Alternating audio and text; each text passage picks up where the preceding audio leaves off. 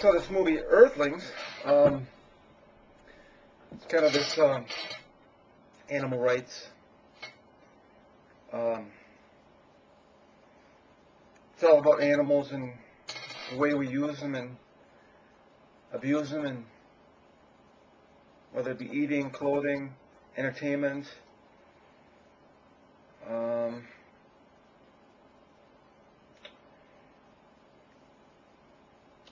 It's hard to watch. It really is. I know they're showing the worst of what man can do to animals and the nasty side to it. It is just that no matter how humane it is, it's still nasty. No matter how humane a butchering is, it's still a nasty sight. And I'll always eat meat, but I definitely understand PETA, and I understand this movie. I understand everything they're saying. I think that's why I make a good philosopher, because I understand what everybody's saying, whether I agree with it or not. And I'm not saying I disagree with the movie. I'm saying, but as a good philosopher, I understand where everybody's take is, and I don't really say whether whether you believe it or whether you agree or not. It's not really the issue in philosophy. But if you can understand where they're coming from, that's what. Anyway, so there was this one scene. I mean, there's a lot of it that is hard to watch. I've been looking for a movie like this. I've been trying to find stuff on YouTube. You can't find anything. I didn't know this. I got an email from somebody saying check out Earthlings. I didn't know what it was about, and I finally saw one of these things. I guess the one that really, really got me bad was for the pelts of a, I don't know what kind of animal it was, but they actually just ripped off the skin, the fur off of an animal, and I mean, it was bad enough, and then I saw the animal blink after it's completely, a barren skin. I mean, I couldn't believe it. I couldn't believe the thing was blinking. It was still alive. And I'm thinking, I mean, at least kill the thing before. I mean, it's I couldn't believe it. I couldn't, and I had to turn it off last night because I couldn't believe it. I couldn't believe that.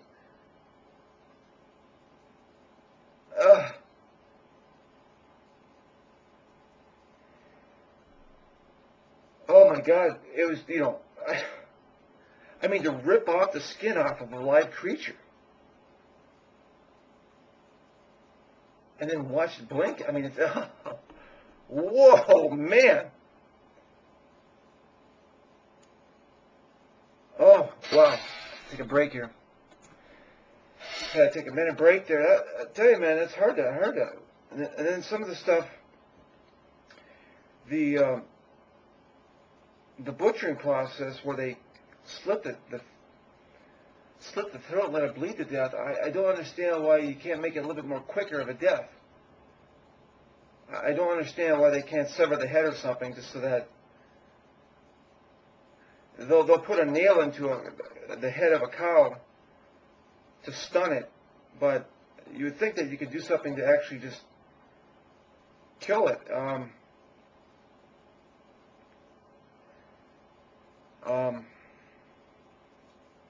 Quicker. I tell you, that's a hard movie. That's a hard movie to swallow. And then literally, that's what you're swallowing is at the grocery store is how that works.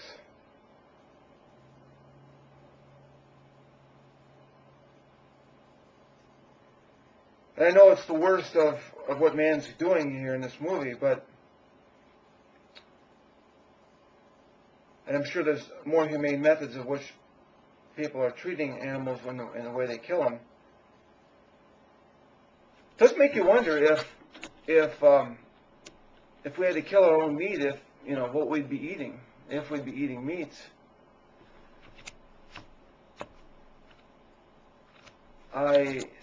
It's easy for me to, that they had a portion on there about fish. Fish are easy to wash away as far as their life. They did have a segment on there on dolphins, and I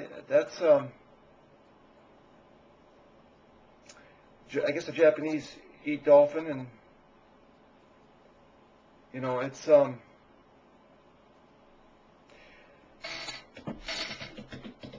kind of it's tough. It's when you see a fish sit there squirming, it's not as bad as when you see a dolphin squirming.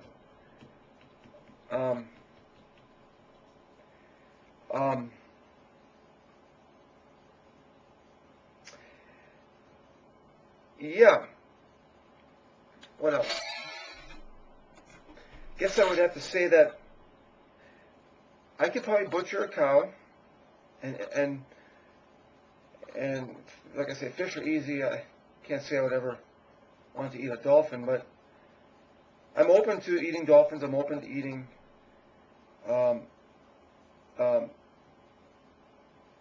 whales.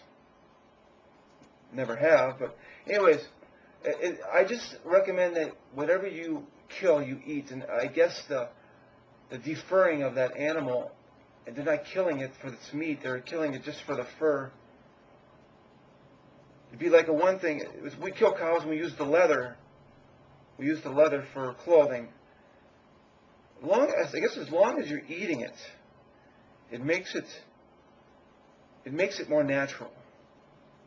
But when you're killing it, like even killing sharks just for their fins, I mean, eat the whole shark. I don't know. Maybe I guess sharks don't taste too good or something, but it just seems a little bit more humane. If whatever you're going to kill for eating, and then whatever you kill, you make it quick. It just seems. It's interesting that we've gotten here we've gotten where we're at in evolution via a lot of killing, and we are doing a lot of killing at this point. Chickens, cows, pigs, sheep, lamb.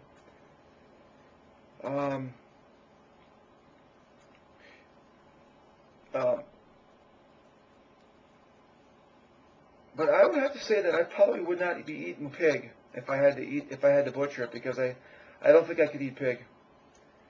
I don't know. Pig is one of my favorite meats. It's second to chicken. But they are a smart animal, and that is a hard thing to. It really makes you. The intelligence of a species, it does make you think about whether you could kill it or not.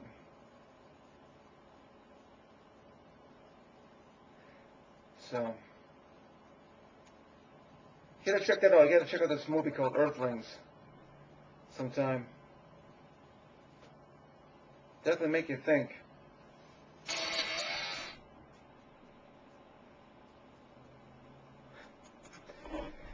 Having a problem with my brother Aaron. I think I'm finally starting to figure out the way he works.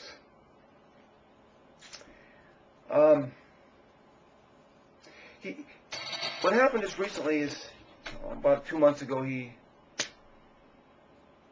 took a pit stop down in the Bahamas and saw Maria and my kids, and Aaron utterly hates everything about me, and I think I figured out why. He's got penis envy.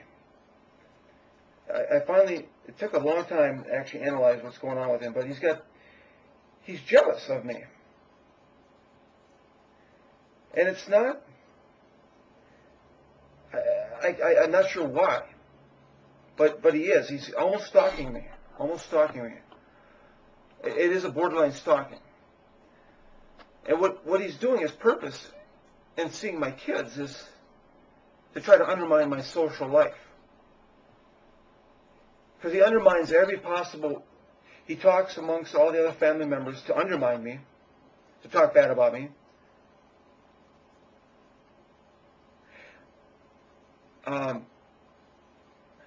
By the way, back in high school, I had these young 7th to 8th graders that I were friends with. I think he has had sex with. I think he's banged every one of them. For sure, Julie Hansen. I just talked with Amanda Castle recently, and I could swear, the way she's talking, that they've been intimate. So what's interesting is that Aaron, he sees who I've been hanging with, and what he does is, in these cases, he treats the women, my friends, like the man that I could never be by having sex with them. And he figures that that's the way to be a man.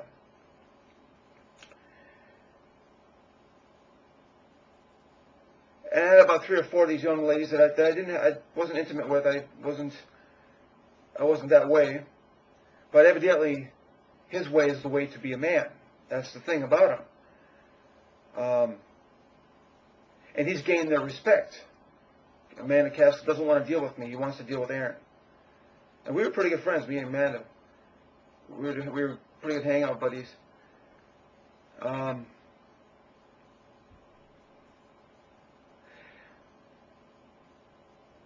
So what else? Let me see here. So there's really no reason. Okay. The only reason why he would want to go see my kids. He's friends with my ex. Everybody wants to be friends with my ex because they want to undermine me. And Aaron especially. My sister Ramona has been undermining me and helped cause my divorce. And Aaron, sole intent on being Maria's friend, sole intent is not because he wants to be friends. He wants to undermine me as part of the stalking. It's a slow-motion stalking process. He has a way of schmoozing and being deceptively, cunningly social to everybody else while undermining me.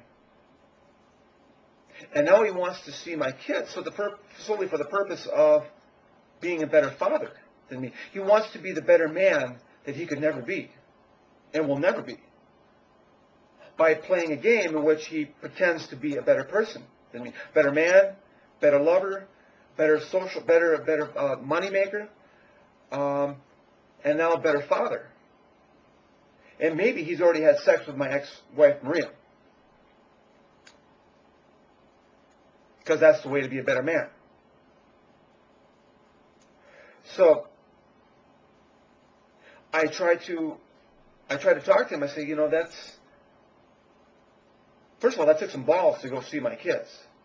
He knows that my sister Ramona has a leash, that she cannot see my kids unless I first get the opportunity, especially down in the Bahamas. We had an incident down in the Bahamas in which Ramona was with and helped instigate the whole... There was an argument that basically I don't feel terribly welcome down there, and Ramona helped incite that. She's helped incite my divorce, and a lot of the... I almost had to file a restraining order on Ramona a long time ago because of her interactions. She appears to hate the fact that my life is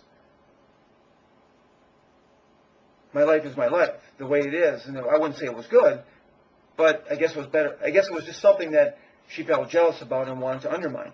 Same with Aaron. Aaron wants to undermine my social life. And now he wants to do it with my kids. First of all, he schmoozes with my ex-wife. Like I say, perhaps even having sex with her. Wants to be a better father to my kids. And then when I inquired to Aaron, why it is that you feel that you could... I asked him, why is it that you feel that you could be that you would want to deal with my kids versus your neighbors down the block in San Francisco or a Big Brother concept in San Fran? And he responds in a message saying, this conversation is going nowhere. I don't feel like answering your questions.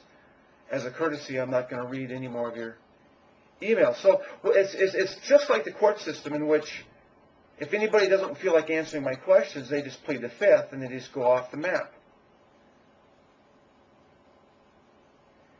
And I'll relay a conversation I had with my mother that indicates that Aaron has the complete right to go down and see my family anytime he wants.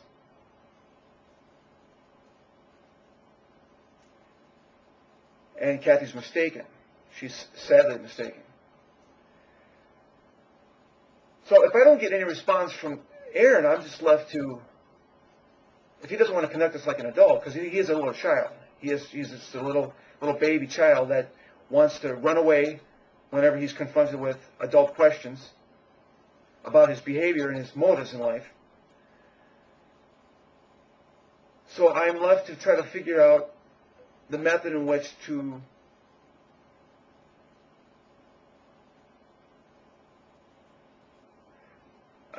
this was cunningly.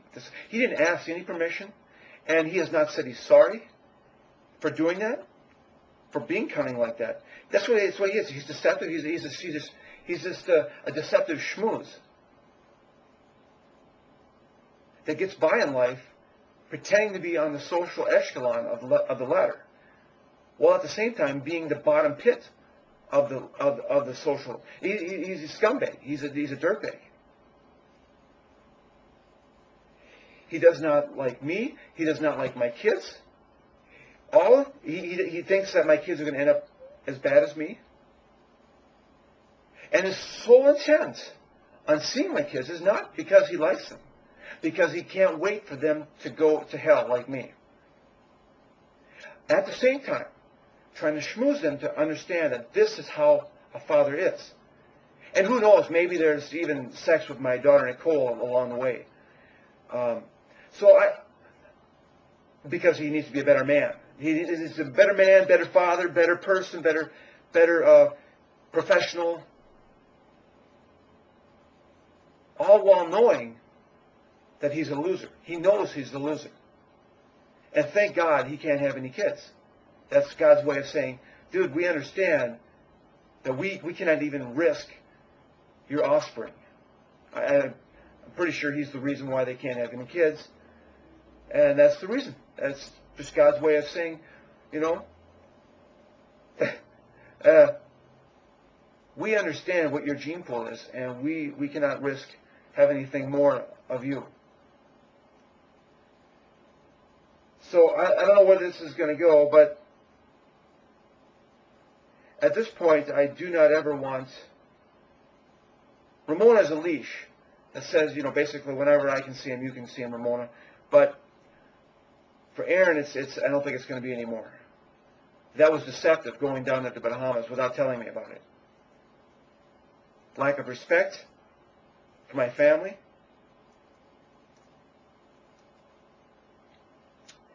And, like I said, I got to think about what to do here as far as putting a leash on him, too.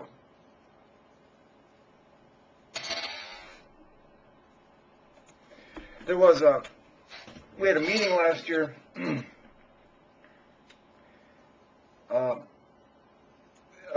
family get together, and it went pretty good. As a sign of respect, I allowed my kids to be with him in his vicinity.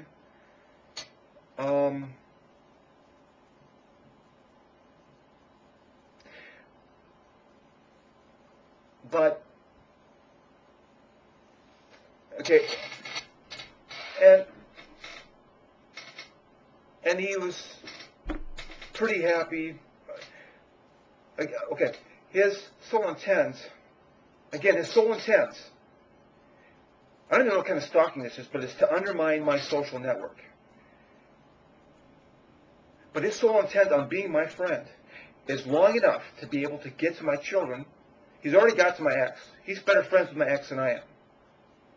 This is his total goal in life. Become a social networking stalker. And it's to undermine me. So now that he got to the kids, he felt it was necessary or okay to go visit them down in the Bahamas without telling me. he knows our past, and he knows that it's sensitive. He knows that Ramona is already on a leash. So be careful. He did not ask permission. I found out while he was on the way down there that he was going down there, and didn't apologize for that kind of behavior. And has yet to apologize. Doesn't think he's done anything wrong.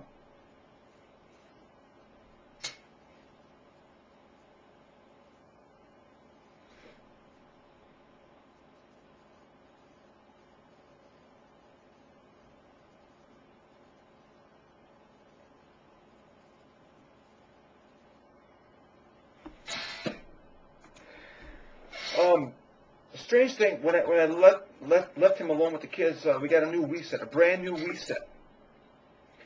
And after 1 week, I was in the cities, I came back here. 1 week old, the cord for the foot pedal had been chewed up like it had been through a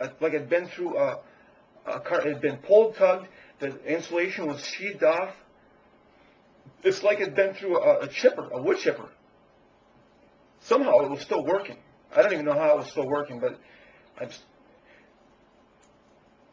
But what I'm saying is that somehow there is this order of chaos that Aaron brings. Similar to Donna in some sense. There's a chaos that Donna brings. And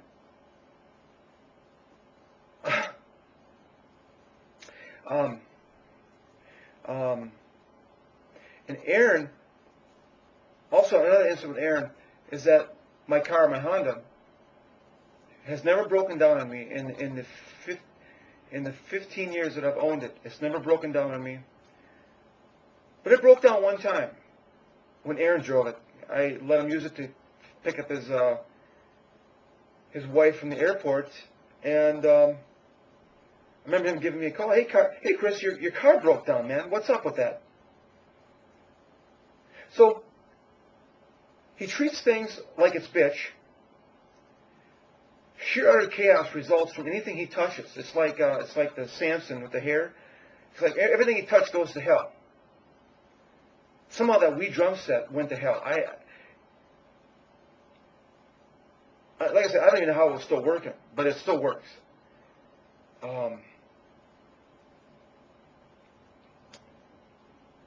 So there's a level of chaos that I'm actually a little bit afraid of.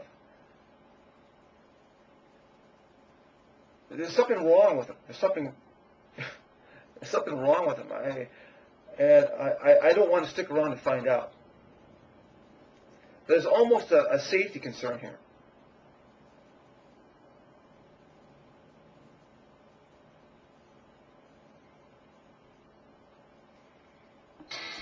I mean, not to mention he has nothing but ill will toward me and my family. Ill will toward my kids. But he's pretending to be a good person, a good uncle, a good parent. This is how a father treats his kids. It's complete. I don't even know what you kind of call this stalking, but it's I don't know what quite to do. Customer service, how can I help you? I don't know if I have the right number or not for prepaid legal, but I'm looking for somebody to talk to concerning. I have a legal service that I can maybe help you guys do business with. I was wondering if that was. It's a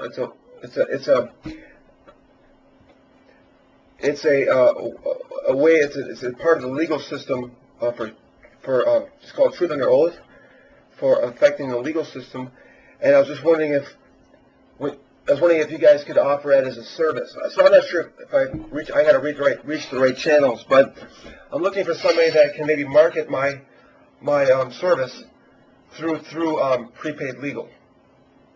So. Okay. But can I get your first name? Chris. Chris. Okay. Let me push on hold, Chris, and I'll try to get you to the right area. So just one moment, okay? Okay, thank you. You're welcome. Hi. Hi. Okay, what we need to do is get you in contact with our home office. And let me see. You're going to want to call. Do you have something to write with? Yes, ma'am. You're going to call 580 Okay. 436 436 1234. 1234. Okay. And if you'll be very clear with them at the beginning that you have something to offer to go along with our legal plan, that way they don't send you right back to customer service. Okay. Because they might not understand. So if you're just very clear that you have a service that will go great with our plans and you don't know who to call, and they'll be able to direct you, okay? Thank you. You're welcome, sir. Have a good day. Okay, thank you. Bye-bye. Bye-bye. Good morning. This is Kathy. Hi, Kathy. My name's Chris. I have a service that you could use in conjunction with prepaid legal in some of your plans, and I'm just proposing it to you to see what you think. Did I reach the right channels? Well, what you would need to do is send an email with the information to John Long. He's Vice President of Corporate Development. You would need to send the information to him, email it, or fax it to him. Could I get that email? Sure. It's JOHNLONG at PPLSI.com. Okay. So nobody to talk to here on the phone? Oh, and I can put you through to his voicemail if you want to leave a message. Let me think here. But he will need something in writing, regarding the product that you're wanting to give the information about. Okay. I think I'll just send him an email. Yeah, I was hoping to talk to somebody, but sometimes the personal via voice is maybe a better way to present it. But if the only way is through writing, I will do that. Then I will send you an email. Okay. Okay. Thank you. Thanks. Bye. Bye-bye. Name, the time you called, and the date you called, and I will return your message as soon as possible. Thank you. Hi, my name is Chris Roller. The date is 24th of June. Time is about 11 o'clock Central. I implemented the oath, which affects your legal system. It makes more accurate truth and justice. So I was talking with Danica, and it sounds as though, well, I've been doing this for 3 or 4 years now. Sort of made this miracle. I claim to be God, and, well, it's true, but it's not really real. But what I did make real is truth under oath, which prevents people from lying under oath. It eliminates perjury from the dictionary. And I've had a passive approach to all these years, and I guess I need to be a little more active. So I'm going to need to talk with you, sir, and find out why you haven't paid me, and I guess why Danica wishes to deny me the grants, and just get your philosophy perspective of what I do and whether it fits your needs. And my number is 507-637-0918. Appreciate you giving me a call. Thank you. Bye.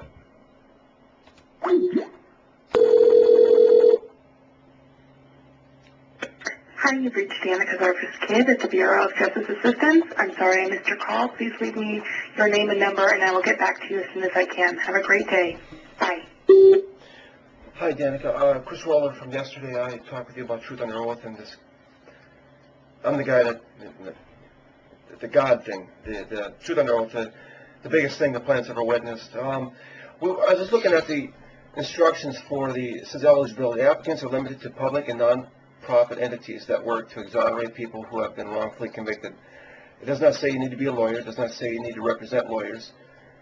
I will represent lawyers who will exonerate the people. I fit the bill here.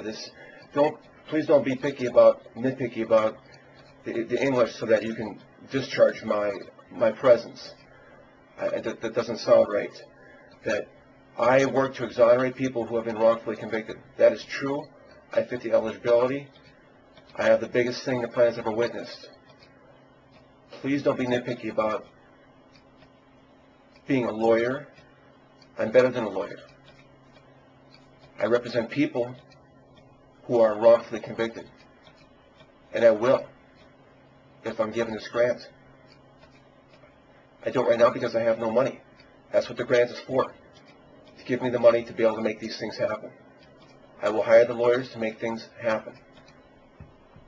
Thank you. Department of Justice. Your opinion is valuable to us, and any comments you make will be considered. However, we cannot return telephone calls made to this number. If you have a critical law enforcement issue, you should contact your local police or the Office of the Federal Bureau of Investigation in your area. The FBI's phone number can usually be found on the first page of your local telephone directory. If you would like to write to us, our address is Office of the Attorney General, U.S. Department of Justice, Washington, D.C., 20530. Thank you for calling. Please leave your comment after the tone. My name is Chris Roller. I created Truth Under Oath, truthunderoath.com. I've been doing this. I've had this service available that provides truth, prevents perjury in your court system and all courts in the world.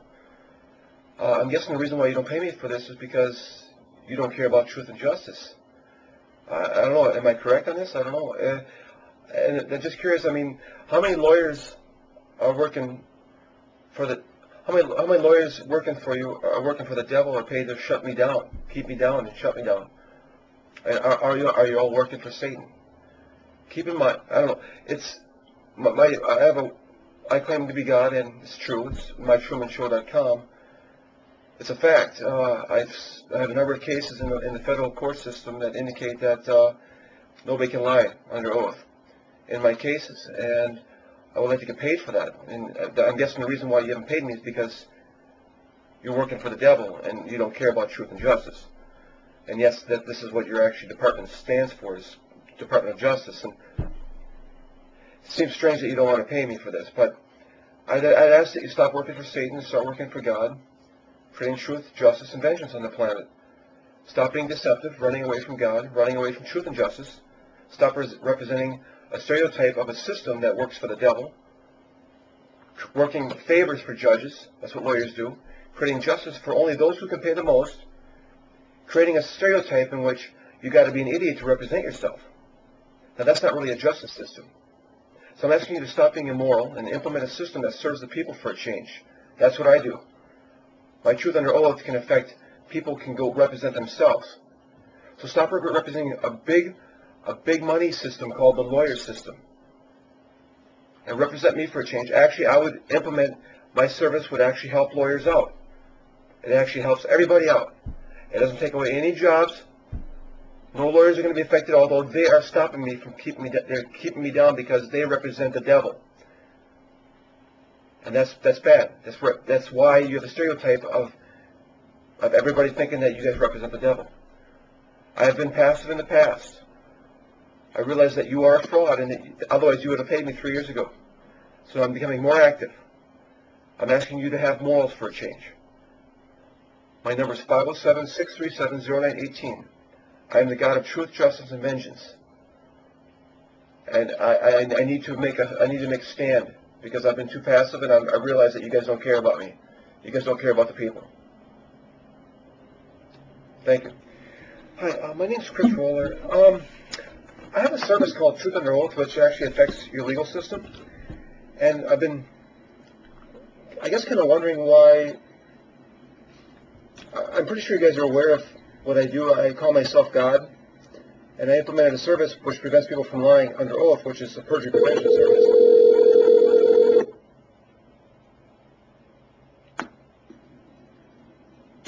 Hello, you have reached the Office of the Attorney General. The Attorney General appreciates you calling and requests you leave a message. Please begin speaking at the tone and hang up when you finish. Thank you for calling. request you leave a message. Please begin speaking at the tone and hang up when you finish. Thank you for calling. Hi, my name is Chris Roller. I implemented a service called Truth Under Oath. It's actually listed on truthunderoath.com. It actually affects the legal system so that prevents people from lying under oath. And in the name of truth and justice, I assume that, I guess I thought 3 years ago that you guys would have paid me by now, but I'm under the impression that you don't care about truth to help make the justice happen. It's just a conscious effort to help out the public better, and I'm looking to get paid for this. So if you could, give me a call back at 507-637-0918. Appreciate it. Thank you. Bye. So what you doing? Been experiencing last few days since I last talked. I've been, I don't know, I've just been getting on the phone with the Department of Justice and the government that are running these grants. I've been having a problem with the grants thing. I think it's a scam, and I'm kind of bitching and moaning, and all they're doing is getting out of the way and just hoping it all goes away. And it's probably a good tactic, and it's probably what's going to happen. Is I'm just gonna realize that I can't do anything. So you think their grants don't ever go out? Well, they go up to the guys that they want to feed. They just feed the people that they want to feed, and it's all a big rig. It's all rigged so that they just mooch off the most money out of the government and hook each other. Maybe there's kickbacks going on too, you know. You know, I sent you a link some time ago about it's a little machine, and it puts a current, a little tiny current in your blood vessels, and that's incrementally it kills viruses and bad life on the body. Yeah, I don't. You know, the thing is, if you know, the government. I've seen some people that use that for a while, but sometimes the government would like rate it, and I've seen some people that said that had them, but the government took it away. But I think that's because they're like in a fair in the street with them. But the thing is, I wouldn't think they would get it if they weren't trying to hide it. Well, I think it does work, and you know, the government always rates things that work, and because of the drug industry and all that. They always raid the things that work. They raid, yeah. They took. I seen a few cases that people were using that in alternative medicines, and they took like their laptops, all of their things. They took those machines too. I can't remember the name though. Now, I know it puts a little current through the blood vessels, and it kills bacteria and viruses, and it said on the link that it cured AIDS too. So. Yeah, it's all I think pretty rigged. They don't care about real cures. It's all a joke, man. And I don't even understand why they put up a front that says that they care. I don't even understand why they do that. It's like they want to present this idea that we care, we want to heal these things. It's weird. It's like, and then I guess they want to fool people into believing that it's covered. that we're trying.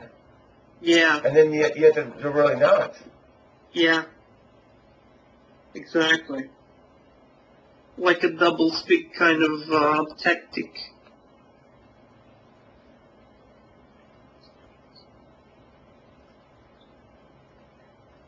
So you've been on the phone with the Justice Department? Yeah, I've been pretty riled up lately, man. Just the idea that this is a scam, and I've been accusing them of it. I said, I think you guys got a scam going. I'm just, I'm being very forthcoming. I'm saying, I believe you guys are a joke, a setup. What did they say?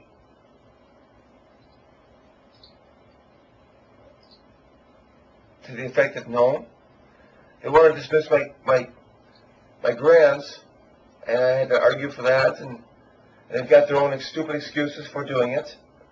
This is what led me to get upset in the first place. Their stupid excuses were coming up for. Like what? I went 2 paragraphs over on this one page. There's a 1-page limit, and I had 4 paragraphs or something instead of 2. I thought that was just so freaking anal that I realized that they're just. Next thing you know, they're going to say, well, yeah, you misspelled the word. That's dismissed. I mean, this is... I've been dealing with some other crap before that, and that was the final straw. I said, this has got to be a joke. This has got to be a joke. 2 paragraphs.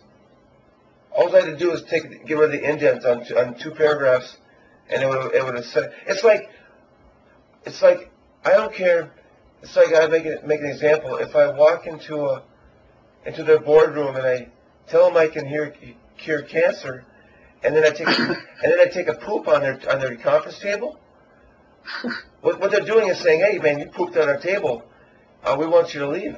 And I'm thinking that they should be saying, "Hey, that kind of stinks, but we want to know how you do this."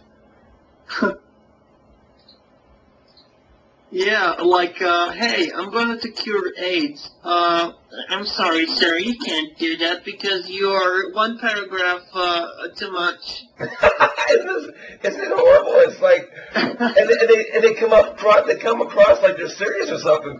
It's like they don't realize. Like I said, there's a prefix to this that they're like telling that there was like some bull crap that they're like telling me, and I'm thinking, how dare you? And then when that 2 paragraph thing came up, I realized that this whole thing's a joke. Mm-hmm.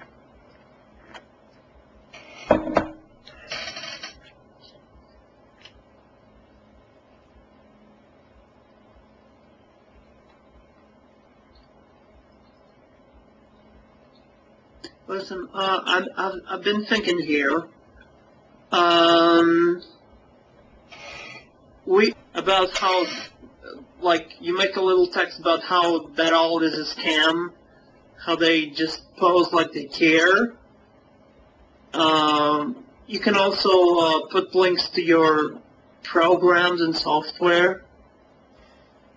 I think it's a cheap way, free way to make publicity and advertising. Yeah.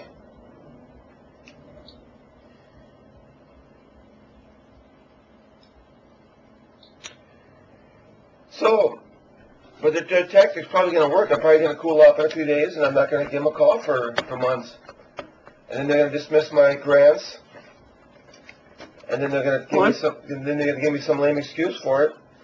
Then I'm going to bitch for 2 days. They're going to blow me off. You know what they're doing? They're not even answering the phone. They've got caller ID going, such that, hey, if this number comes in, hey, just bypass it to the voicemail. They're not answering anybody's phones. They're not calling me back on anything. Just realized. Roller. Yeah. My wireless connection is showing only 1 megabyte. I'll go downstairs and see what's up. I'll pause this call for a few minutes, okay? Okay. We'll talk a little bit later. Okay. Okay. Well, just, you know, one was Department of Justice, the other one was this sort of medical research with the Army. Uh-huh. And With the Army. yeah, same thing. That's kind of that's what originally led me to the scam. They were just dismissing all my stuff with this. That's the one. That's the place with the 2-paragraph thing. You know what the Army does, don't you? They test experimental drugs on their soldiers. I'm not even kidding and joking.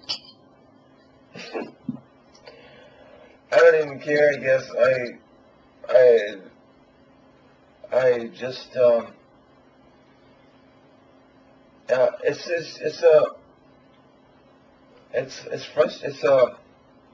Yeah, it is frustrating. it's just I can't. I don't know how you want me to be president. I don't know how you're gonna like do this advertising campaign, but it just appears as though I'm supposed to actually just continue just to I envision myself more and more just literally disappearing. Because that's exactly what that's what the Department of Justice wants me to do. That's what this medical research with the Army. They want me to they want me to disappear too. They're just going to dismiss my claims, my grants, and it's like the whole time it's just like I just kind of wither into the background, and it's a very slow process too. I'm just you know, it seems amazing that I would start bitching and moaning to the Department of Justice now, after 3 or 4 years of making Truth and Oath happen. But I guess the way I've always worked is that I try something new. Maybe your message didn't go. Maybe they didn't understand the message that you're putting out. Yeah, well, it's pretty. Message is pretty clear when I call them a scam. I mean, I don't know what you can read into that, but it's pretty evident.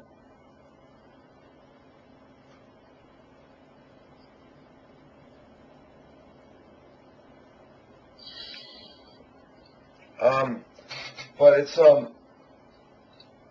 it's a long show, man. This is, I mean, I don't know how, I mean, I suppose I could just call up the Department of Justice every day and stuff, and bother them, but it's just,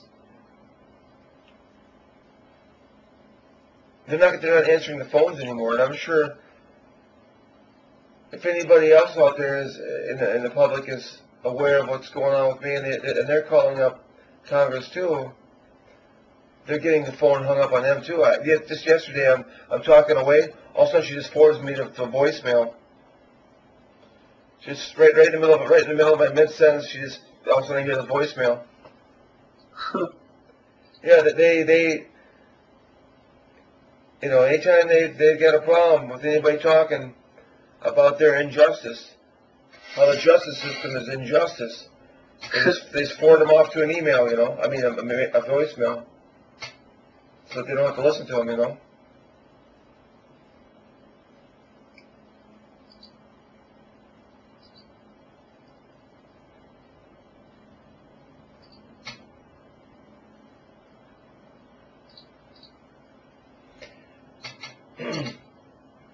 Yeah, man.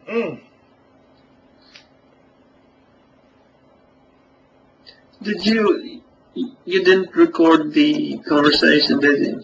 Which conversation? With them. Yeah, I did. You know. Yeah, I'm actually recording this right now too, just because I want to just tell my audience with somebody giving me feedback what's my thinking pattern here. So I'm gonna be posting this. So don't say anything too off the wall or whatever.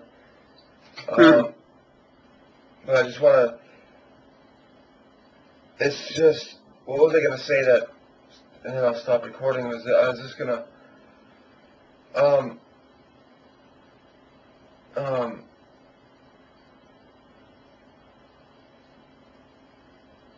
Oh God. You know, just don't put our strategies in, What, so they won't know what we're planning, okay? what, the presidency thing? Is that what you're talking about? Well, yes and no, like, Or the way, our methods and all that. or the methods and what, after we get the presidency, you mean? Yeah, well, I'm just mentioning today's stuff is all it's going. You haven't said anything today about that, so.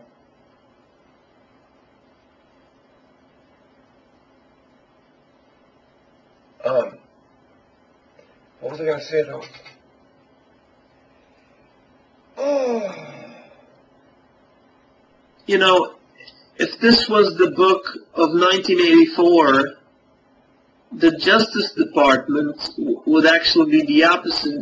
Like, the Department of Peace would make war, the Ministry of Love would do brainwashing, and so, yeah, so the Patriot Act, it's the opposite. I tried to tell him yesterday that, or the day before, that that you all guys are all run by the devil, right? That's why you don't want to help. Give me some money for my service. I mean, you actually do care about truth and justice, right? Call themselves the Justice Department, and they don't have truth available, so you're not going to get much justice without truth, right?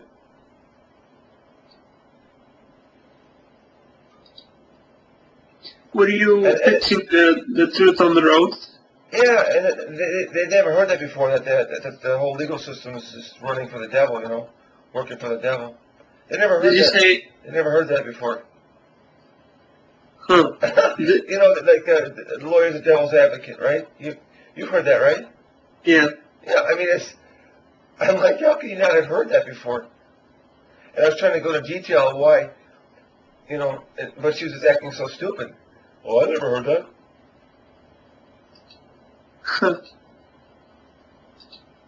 That was funny.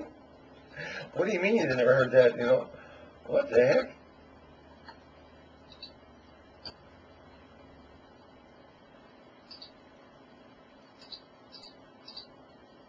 Did you say it was like an affidavit service? Yeah, it's a legal service. Well, regardless, you could make people use that. You know, normal people can use that. They record their stuff, and then they're on their way. You know, the Justice Department can't prevent people from using that. Evidence is evidence, right? The Justice Department can't do what, though? They cannot do what? Well, they can't block people from using it. That's right. But Yeah, but they can't block me from using my stuff, but they're supposed to be paying me because I can provide the ultimate truth on the planet. They're supposed to be contracting. If they actually care about truth and justice, then they need truth in order to make justice. And they don't actually care about justice. are you still recording this? Yeah, should I stop or what? They don't actually care. They don't care. The Army don't care about it. Let's customize a little bit that site. What site? Your site. What, Truth and the Oath? Yeah, we could make a little tweak to it. Check it out right now. What do you think of it? I'm advertising this damn thing. I gotta get it,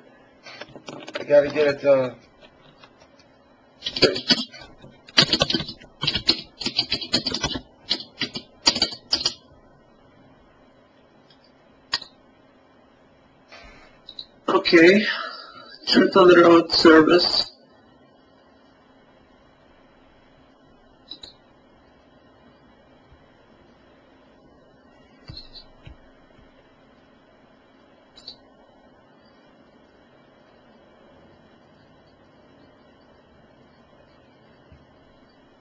Okay, I'm seeing it. This is, it's kind of I've actually got an address in Los Angeles now. I had to kind of make up a virtual address so that I can for this advertising campaign, I need to have a populated address so that I can advertise to.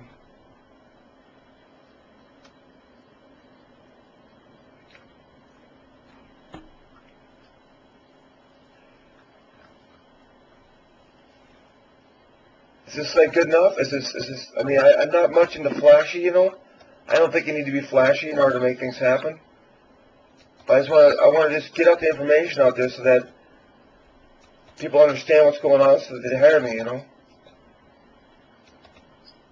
Yeah, but, you know, I have to admit, I'm a little confused about all this. Like what?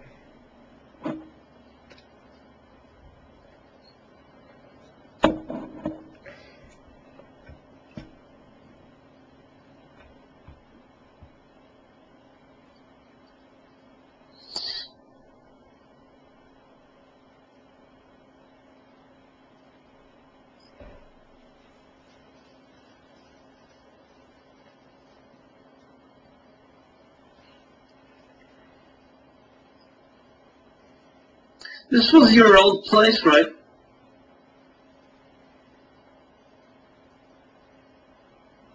Which place? This video. You're seeing a video? Yeah, Truth on the Road service. You're seeing a video. Yeah, the Truth on the Road sites. Let me explain. Ask one more time. You're seeing a video? Yeah, I'm on your site, thetruthontheroad.com. Okay. And there's a video up there. Of you, yeah. Talking away? Yeah. Can I see your screen? I want to show me your Skype. Skype me your screen. Okay, okay.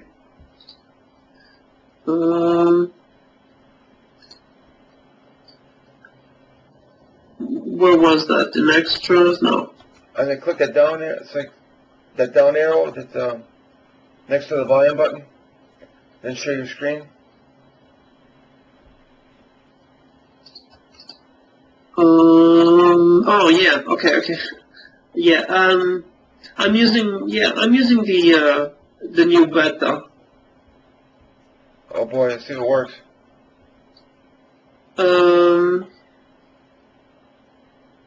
Okay, show area. Okay. Okay, it's streaming now. Let me see. Let me move this. Are you catching this? Not yet. There we go. Oh my God. Can you Is it streaming? Can you show me the URL? Can you show me, bring it so I can see the There? The address? Yeah, where did you get that whole URL there? Well, You're not at truthandtheoath.com, you're under something else. Where'd you get that link? Go to, you get that from Google or what? yeah.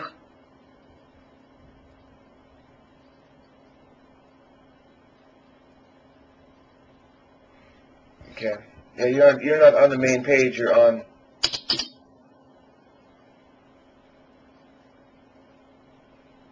I was supposing that was loading automatically.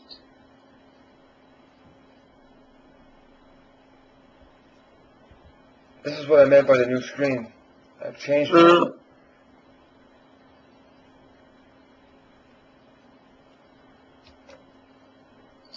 Sick of liars, supposing lying during your divorce, that cost you 10,000 grand. Movie liar. Service. Opponent can apply under oath. Wire money back. Entire case.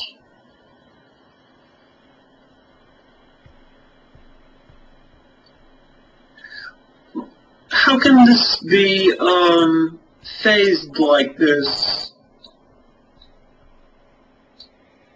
I mean, if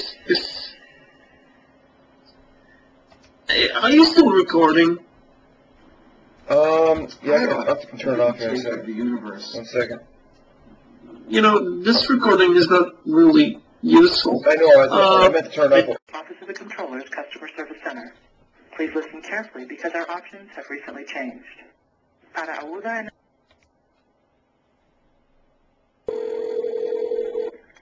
Good afternoon, Officer. If I may help you. Hi, my name is Chris Roller. I have a service that I'm using in the legal system, and I'm trying to apply for some grants, and but it's called Truth Under Oath, in which I'm just looking for the place to go to get sponsorship through the government, because it actually affects the legal system. It's there was like a hole in the legal system where people could commit perjury, but I've sort of stopped that now. And since it wasn't like it was a job, it wasn't like there was an opening for a job to do that, I just did it, and I was hoping to find the right channels to be able to get paid for that. Do you know how I can how I can pull this off? Have you tried the 1-800 number for the assistance from the federal government? Because this is a number for government grants. Well, I can give you... you're the Department of Justice, right? Right. Well, it affects the legal system, the Department of Justice. I assume you guys work with lawyers, and you work with the entire legal system, right? Judges and lawyers? Not in this office. This office is for government grants. It's for Office of Justice programs. Well, what I'm saying is I've helped in the Truth and Justice. That's what I'm saying. I've implemented Truth Justice. So I thought this would be the place to go, right? The Department of Justice, right? Well, this isn't just a number directly for the Department of Justice. It's for the Office of the Chief Financial Officer, and we deal with government grants. I can give you a number for, you said you're looking for assistance from the federal government? Well, you guys are the government. You are. Yeah, but there's a different number to call. Well, Department of Justice is who I should be contacting, because they should be aware that of what I've done. Right, but this number that you called is for grant. Are you a grantee? Because this is a number for if you have a grant with the Department of Justice, it's just grants. This isn't the 800 number just for the Department of Justice. Okay. Yeah, I've applied for some grants. I'm in the grant system, but I think that what I've done here is a little bit above. It's above an opening or a grant or what you're looking for. What I've done is something sort of a miracle, and but it was unheard of. What I've done is prevented people from lying under oath, and that's actually a miracle on the planet. So it's weird, because there is no openings or anybody that says, hey, anybody that implements the oath, come, here's the opening here's a job opening, or here's a grant. What I'm looking for is the channels to let somebody know in the higher ups that they should make an opening to pay me for doing this, without looking for a job or looking for a grant. Okay, let me give you a number where you can call for that information. That number is 1-800. Okay. 333. Okay. 4636. Thank you much. You're welcome. Okay, Bye-bye. May I help you, please? I'm looking. I have a service that I help in the justice system called Truth Under Oath, and I'm just kind of curious. I've been told that I should see the Attorney General or ask the Attorney General for help on this, or I guess this is the associate. It's a system that affects truth and justice in the legal system. Okay. Hold on, please. Okay.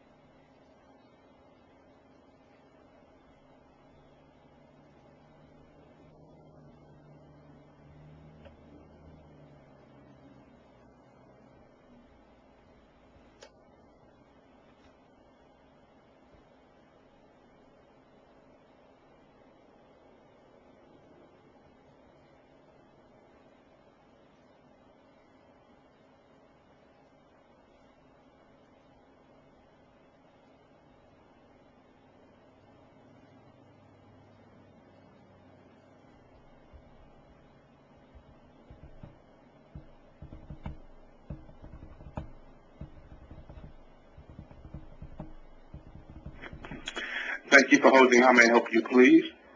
Are you Thomas Pirelli? No, this is his office. Okay. My name's Chris Roller. I have a service where I prevent people, like there's this thing called perjury, where people can lie under oath. I've got a lot of evidence to show that that people can't lie under oath when they deal with me. It's called Truth Under Oath, in which you can't. It's truth. You can't you can't say a lie under oath. And I'm just not sure if the Department of Justice is aware of this. And I'm trying to get payment for this. I'm trying to get some sponsorship payments. It's sort of a miracle thing.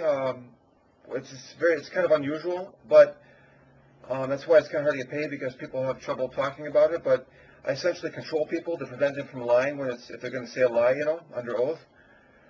And I was just wondering if it's possible to let you all know that this exists, and two, to maybe open up some kind of research or payment or something to give me some compensation for this. It's kind of a mentalist thing where it's a mentalism approach where it's power of suggestion. You say, I swear to tell the truth, and thus they do. What do you think? Is it possible to get paid for this? I'm not exactly sure who you would need to speak with regarding this. This sounds like something that needs to be handled by the budget staff. Yeah, well, I mean, I don't know who to contact. I'm just trying to make some headways. I'm assuming that some people there have heard about me. I'm in the LexisNexis, and I've done some federal cases, and I'm just assuming I'm the guy that sued David Copperfield for having godly powers. So I'm guessing at some point along the line somebody's known about me, but I guess I've been asking everybody for some kind of form of payment for this, and it's just been kind of a dead end everywhere I go. So I don't know if you think the budget people, but I mean, is somebody at the top aware of this? There's a website devoted to this. It's called TruthUnderOath.com. It tells about this service.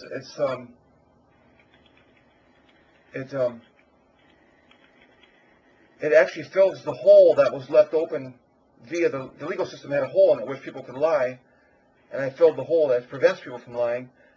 And I was assuming that kind of made big news in the legal community. I'm under the impression that nobody wants to pay me because if there's something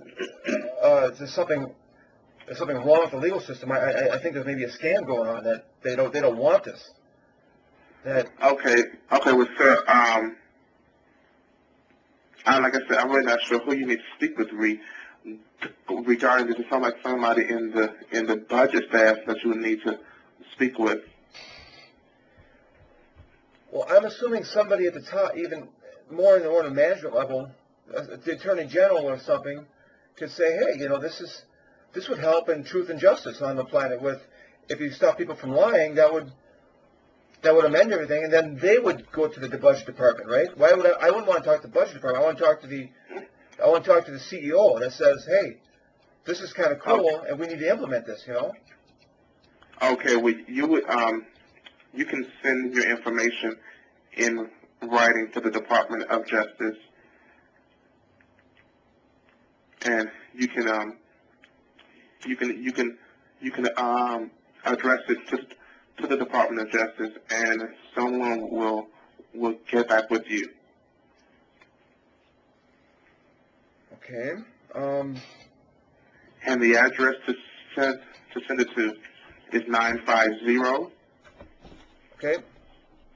Pennsylvania Avenue, so just like the state. Okay. Northwest. Okay. Washington, D.C. Okay. And the zip code is 20530. And who would I address this to? You can just address it to the Department of Justice. It just seems weird that I have to inform them. I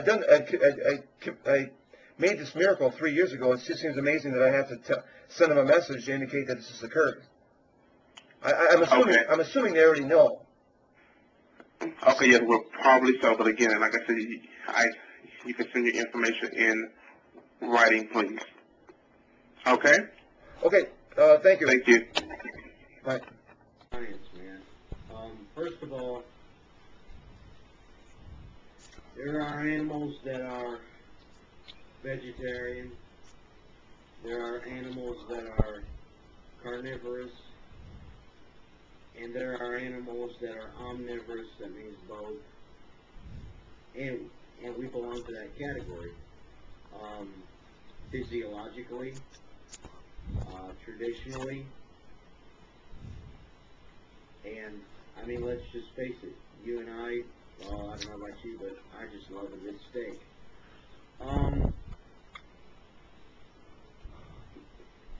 And that's a tough one, but I think I kind of just said it all.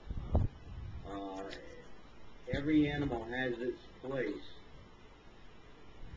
in the food chain, and you need your carnivores, and your carnivores aren't all scavengers.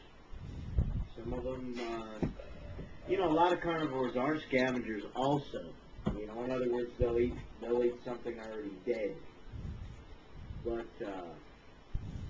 we don't fall into that category,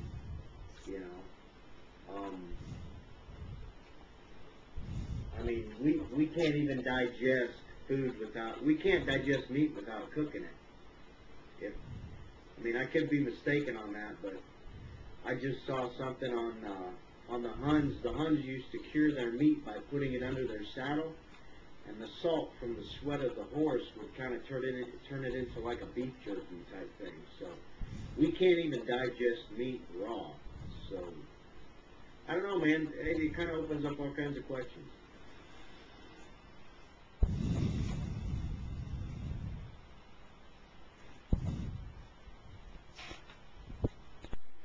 Yeah, I'm not sure what their full perspective is, but I guess there's these.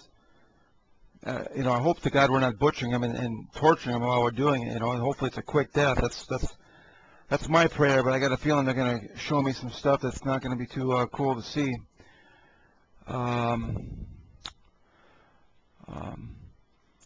Also, what you talk about that or this, or I was just going to ask you a little bit about what your thoughts on that magic stuff that I proposed last time.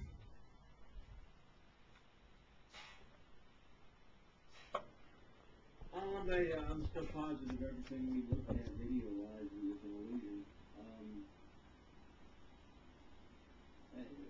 That's the nature of business, man. If those guys could really do things beyond nature, they wouldn't even have to perform. They could just make themselves rich. They'd make gold from nothing and sell it. So they're not supernatural. They have no supernatural power.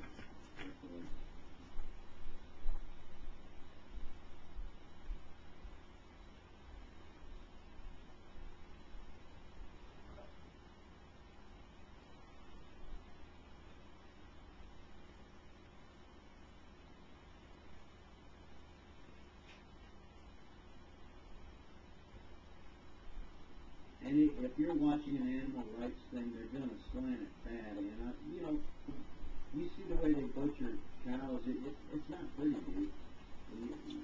You're not going to like it, I guarantee you. It's not a pleasant thing for a cow. I guess it's not what you would call humane. The cows aren't humans, so that's kind of the excuse.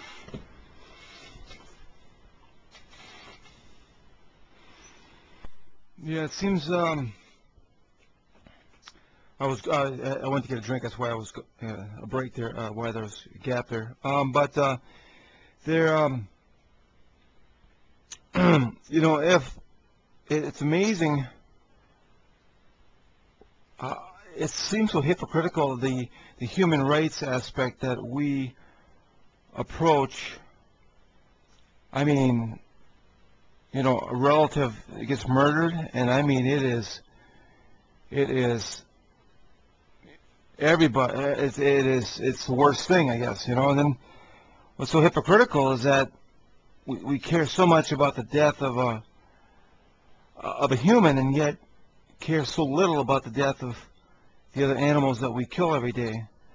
And some of us do pray, you know, for our meals and dinners, and thanks God for the meat that's been put on our table and stuff. But I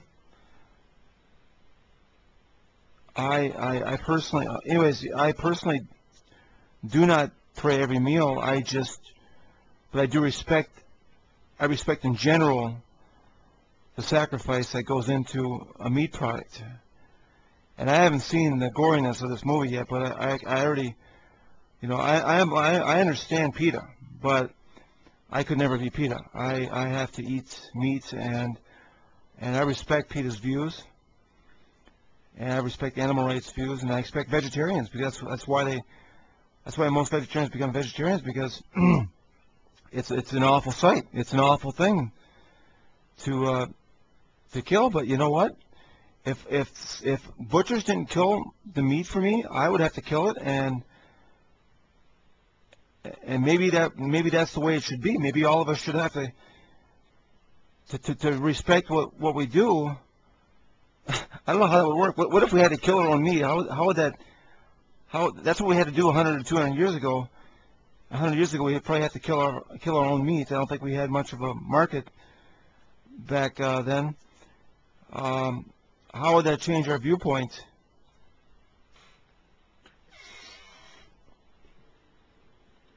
Okay, what you're getting at here, and I can speak a little bit about this now. I'm not a deer hunter, but I'm a duck hunter. I'm a bird hunter. I got a real good hunting dog, a lab. So I go pheasant hunting. He brought me a damn rabbit. I didn't really want to eat the rabbit, but he brought it to me. But mostly waterfowl. That's what he's designed for. That's what labs. They got the web feet. They're good swimmers. They're retrievers. They bring back what you kill. What you're looking at there is an appreciation. You're looking at, and here's another instance to where it's pretty much an instant death. When you get that shot in the animal, it's pretty much done. If it's alive, when Zeke brings it back to me, I wring its neck and it's done real quick. And I think the phrase you're looking for is people don't appreciate. When you go and buy meat at the market, you don't appreciate where it came from.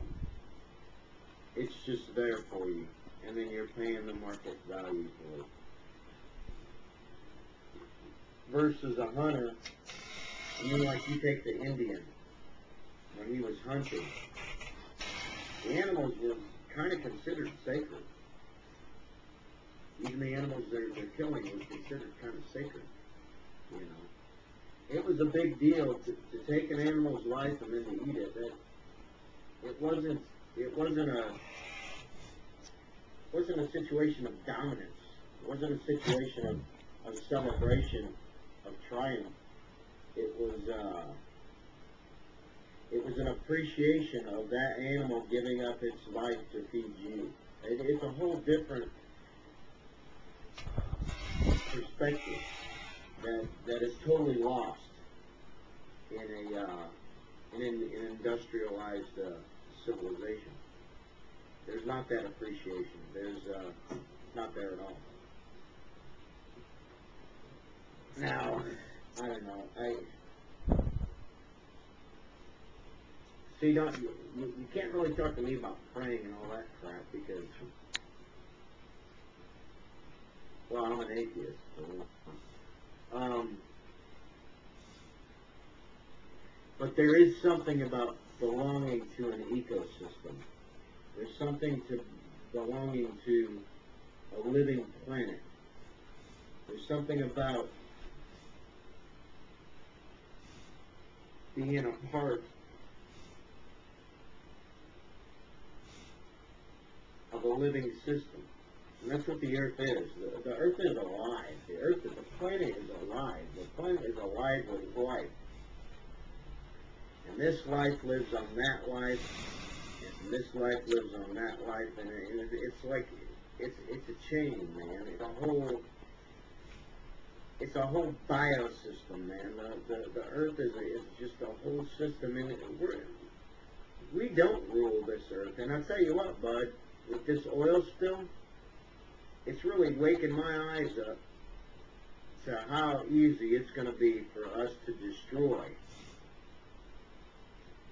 We won't destroy the world, it'll be here, but we damn near can destroy the system we live in.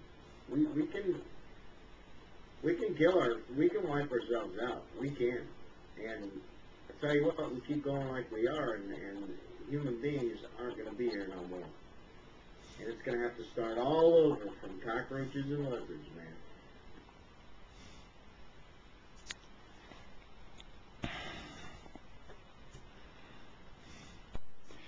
Yeah, that oil thing, it really, I'm with you. It really makes you start thinking. I mean, I think it's the tip of the iceberg what it's going to be affecting here. I don't know. I don't know how far out it's going to reach, and the level of destruction. But yeah, it's definitely. When I get on the news, online news, or that's all I look up is how they're progressing with that, and hopefully they can get that pipe cemented. And it's going to be about another month or so, a month and a half. I mean, that's a month and a half of the same stuff, man. I mean, do you know that in the Navy, I was in the Navy as a nuke. I was working in the engine rooms, and we could discharge oil, and only our what's it called, our bilges, and it would have some oil in there. And we're talking about just a little bit of, we're talking about just a little bit of oil residue on the surface. And we had to be careful about how we discharged that. And we had to be 50 miles out of sea. See, typically, we preferred more than 50, but I think we had to be at least a limit of no less than, I think, 12 miles out at sea to discharge water that had just a film of oil on the top. Now,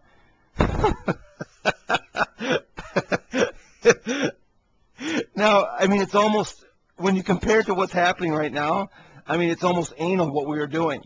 I mean, it's like we were concerned about just a tad bit of oil going in into the sea.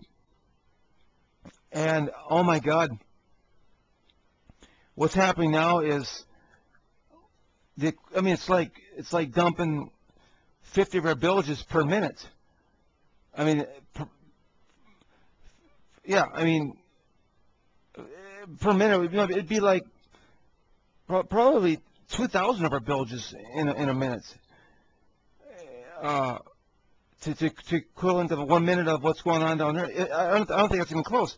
It's probably 1 million times. So we hardly had any oil in there, just a film residue.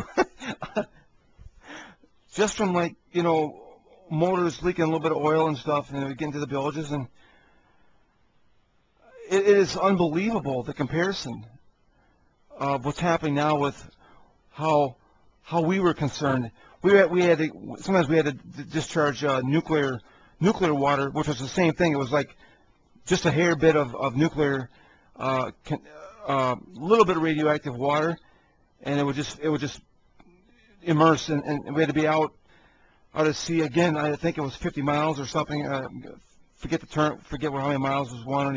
One was the oil, one was the nuclear waste, and again, it was just a light amount, and it would just disperse immediately in the vast ocean. But this oil thing, it's unbelievable how much this is going in there.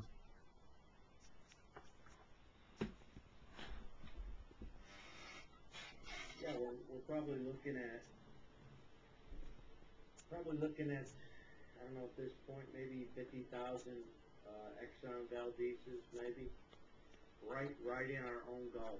I mean, we're killing the fishing industry. you know, the shrimping industry, there's the clam industry, there's all of, you know, Texas, Louisiana, Florida, we're wiping them out, man. They're done, and here's what bothers me. No one's, as far as the media and the government's concerned, the only thing that anyone's been talking about is like, who's gonna pay, or BP's not gonna pay, or we shouldn't shut BP down and all this other crap. It's like, what do you mean? Everybody's just looking at the dollars, you know, the loss in revenue for BP. You know, it's like people are more concerned about BP losing or going under or whatever. They're more concerned about that, and nobody even cares that, hey man, we're making, that oil spill is going to make a dead area. It's going to make a dead zone. There's one in Iraq from the first war in Iraq. They did the same thing. They kind of let the oil go, and there's a big dead zone off the coast. And that was, what was that, 91, 92, something like that. It's dead today. It's dead. It's still dead. So 18 years, 90, 20 years, that area is dead. I mean, can you imagine if the Gulf is going to be dead for 20, 40, 50, maybe 100 years? Can you imagine that? If that's just dead? Not to mention the tourism. Who wants to go and see a dead ocean? You know? No dolphins. No nothing, man. Can't go fishing, nothing. Just dead water. Water with no life in it, man. Because the first thing that oil kills is the plankton. It blocks the sun, and plankton's just wiped out. Plankton is the bottom of the food chain. You know, that's what the shrimp feed off of, and well, even whales, man, eat that stuff. Dead, man. Just dead. Wiped out, dead. And that's not what the news is talking about. The news is like, everybody's like, the Republicans want this, the Democrats want that, they're wrong, BP can't go under, blah, blah, blah, blah, blah. Man, it's so stupid. This country just makes me sick anymore, man. How politically, everything is a political, it's a dead heat. It's a political dead heat, man. It's like, it's time to get rid of both the Republicans and the Democrats and just get some people that really give a shit. Instead of people that just want to get reelected. People that want to, you know, get paid off by big business or whatever. I don't know, man. But they're not looking at the most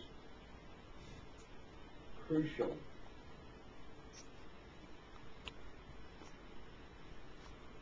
details of what's going on here, what just happened. And it's making me sick, man. Lord.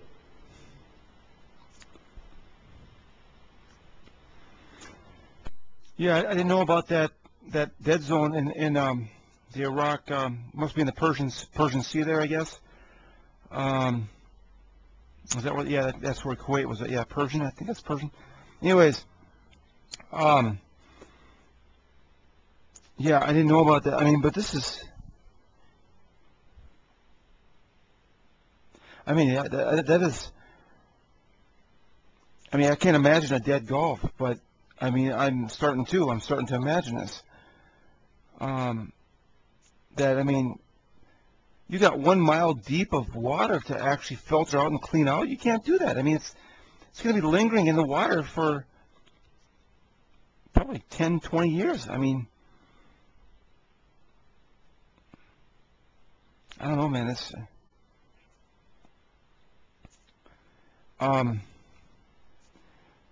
Yeah, look what's that.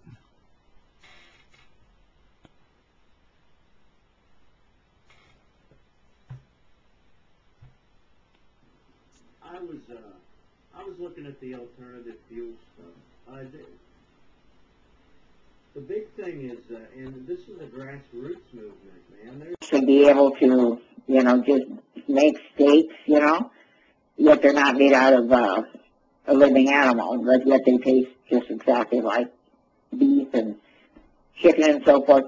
But the other end of this, though, is it has to be done gradually, because probably hundreds of thousands, if not millions, of people will be put out of a job. Because of what? Well, look at all the factories that process these animals and selling them in the stores. And Okay, yes, people going to be out of a job because of protein. Oh, well. if we go to a protein creation, so it has to be done in such a way that jobs are created for all of those people.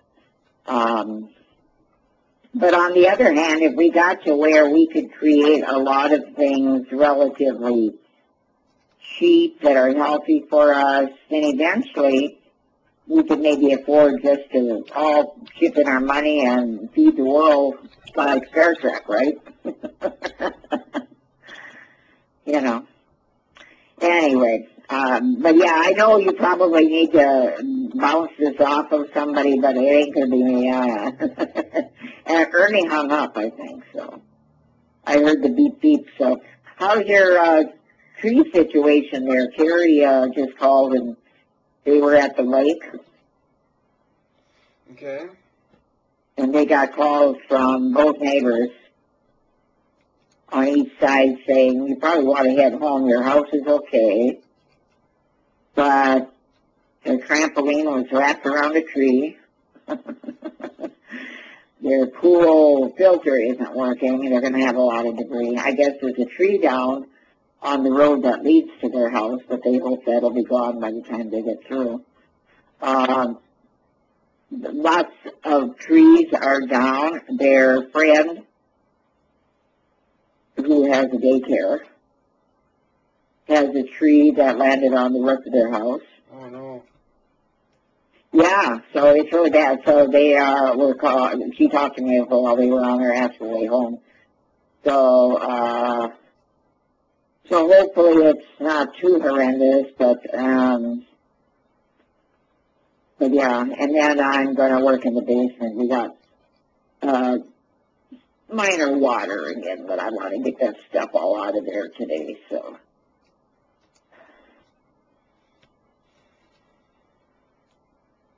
So yeah, we had, I don't know if you're aware of it, but we had all kinds of storm warnings around the area last night again, so did you know that? Yep. I know a lot of rain, a lot of big rainfall. Yeah, flash flood warnings and flood warnings for the creeks and stuff. Like if you went and looked at the falls right now, it would probably really be cool, Yeah.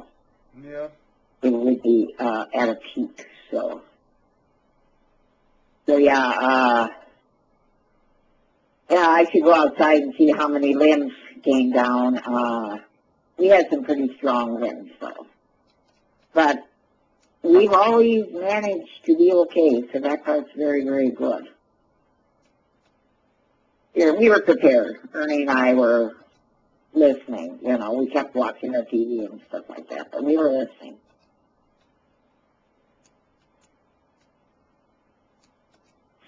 Okay, anything else you wanted to talk about?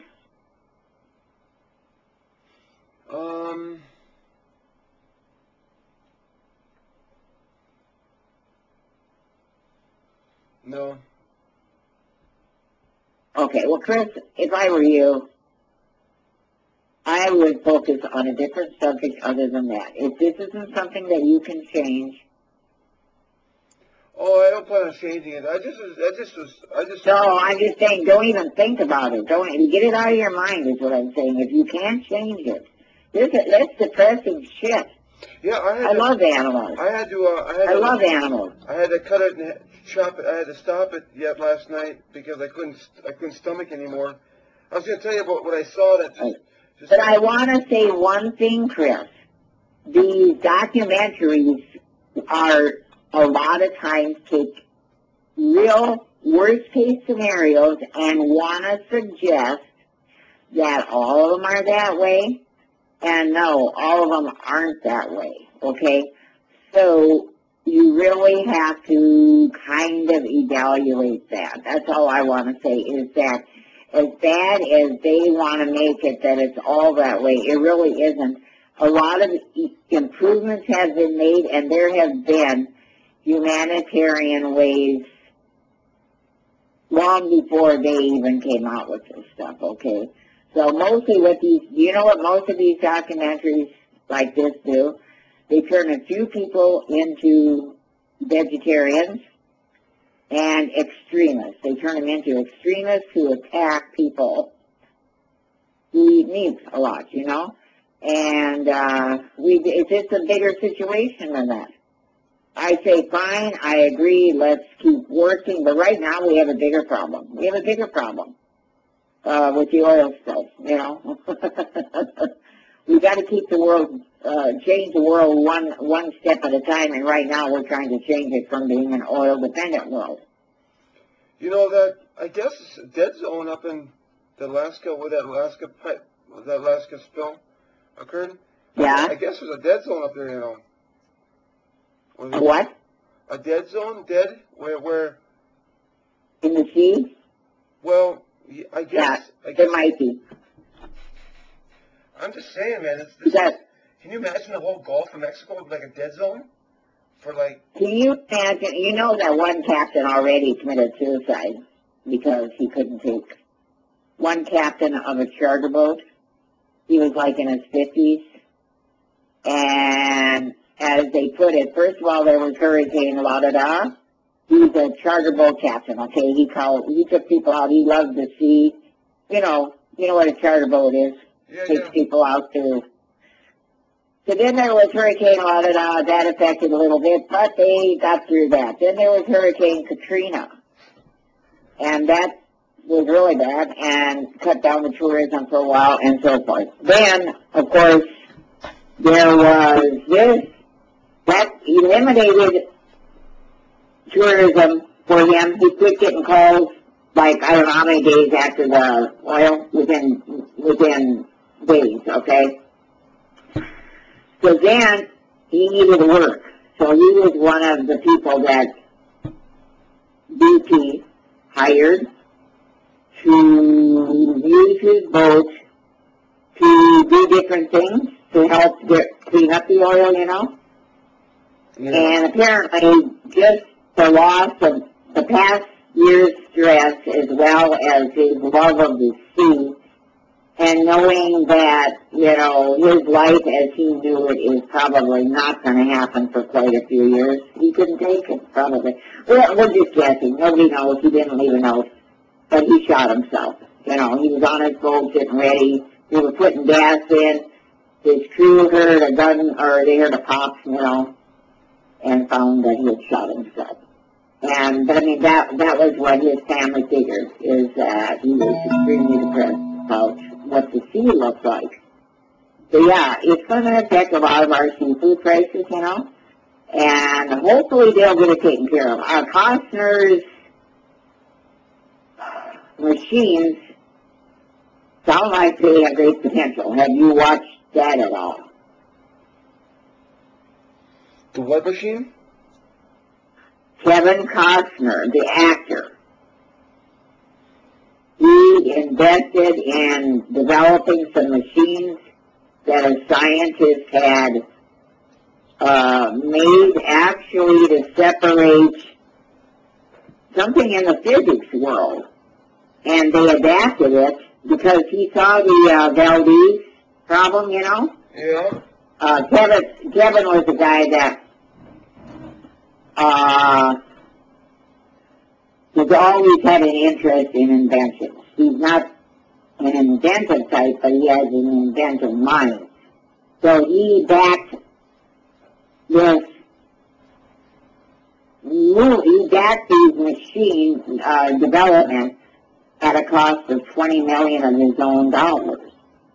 And absolutely nobody was interested. As he said, it is a, what do they call it, it's a safety purchase, meaning it's for safety, and the stockholders don't want to spend the money on safety, they want their profits, right? So nobody bought them, but he went in front of Congress with his idea. First of all, he approached BP, and nothing happened right away, but then he went in front of Congress, and then BP got interested, and they had actually ordered 30 of them, and they cost a lot. BP is paying probably, God only knows, but they have to actually be built, so it'll take 6 weeks before they can do it. But what these machines do is they separate oil and water.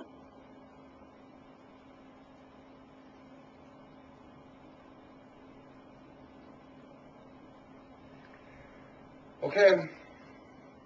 So there's great potential there. It's not going to be the only solution. They're still digging that hole.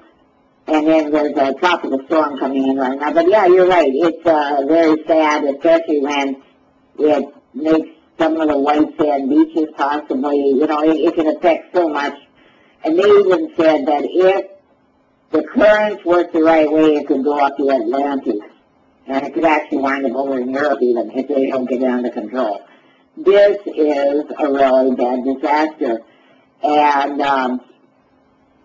I don't care that the British Petroleum guy took a day off. A lot of people do. He took a day off and watched a regatta.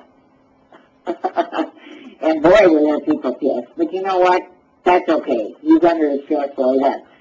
But they are being very dumb about how they're helping down south. There's so many ideas that the locals have that BP is trying to keep control. And what I would like to see is our government saying, you give us the money, we're taking control.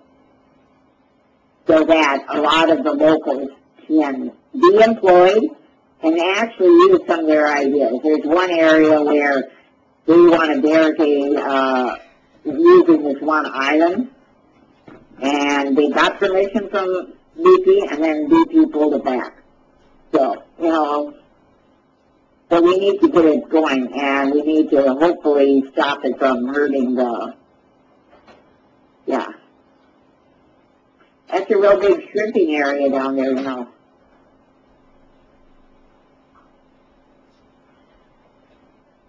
Our seafood buffets could be eliminated, actually, because of that, or they would cut back on how much shrimp they offer.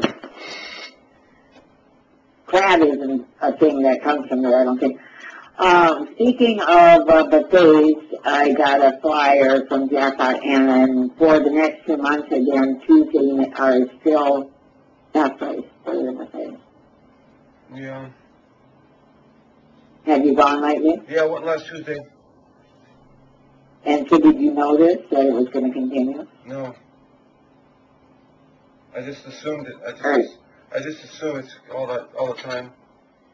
Yeah, you can't, though. You really do have to check the, they usually have a poster, you know, showing what's going on next month or whatever, you know, whenever there's changes going on. And so then usually at the end of advertisement, which technically that's what this is it was advertised for 2 months, then you have to check to see.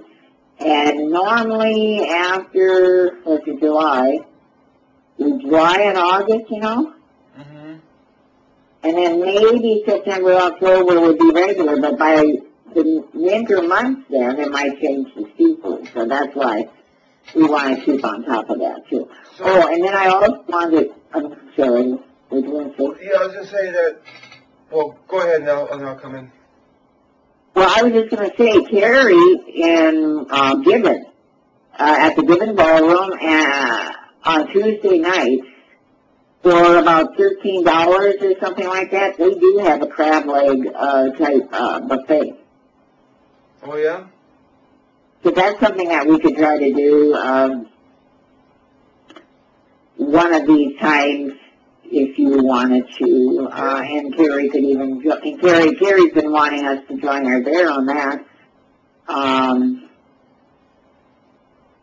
I don't know what we would do with the kids. Maybe feed them at Carrie's house first. Yeah. So say, last Tuesday I was at the buffet, and I went to, well, evidently, I came back and the place was already prepared. It was cleaned up. And it was weird. I wasn't gone very long, you know. I don't know what they were thinking, other than maybe I left too much food on one plate. This one food didn't taste like, it wasn't the best tasting food or something. But is that normal is that like? No, I've never known that to happen. That they left your tray with mints and stuff. Usually there's a tray left with mints and napkins. See, when I'm there, I usually have a jacket or a purse that indicates it. And you were gone where? To get more food? Yeah. And you still had drinks? Well, what happened then? Did you actually sit down at a clean table and keep eating? Same table, just new napkin, new everything, had to get a new soda. Yeah, it was like, I was just wondering if huh? Yeah, they realized their mistake. Was it a young waiter or waitress? Yeah. Yeah, it was probably somebody that didn't know any better, and they realized their mistake, right? I didn't even ask. I guess. Well, when they saw you there, they immediately brought you another drink, right? No, I had to ask for it. So you didn't even say, hey, I wasn't done, you moved my stuff? No. But they figured that much. Same waiter or waitress? Would you have a waitress or a waiter? Waitress? And it was the same one? There was a waiter there, too. There was two kind of there. Okay, but who was your first person to wait on you? The girl? Yeah, she was the bus girl, and she was cleaning up. So I guess she. Okay, that's all right. They handled it well. They didn't, try to kick them out or anything like that. It was a mistake. I think it would be easy to make that mistake since with a guy there is nothing to indicate that they're still there. So did you leave a tip or did you not that time?